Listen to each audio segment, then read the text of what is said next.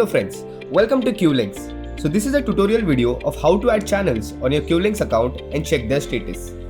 So let's begin. Before starting the video, if you want to know how to sign up and approve your account, you can watch the video whose link is provided in the description. Or simply click on the I button on the right top of this video. Once the account is approved, publisher can add channels. Channels are basically additional URLs where they would like to promote the campaign. They can add channels in their account under the option Account and My Channel. Publisher can add a new channel, which goes into a pending state initially. The approval team checks the channel and accordingly approve or rejects it, with a rejection reason.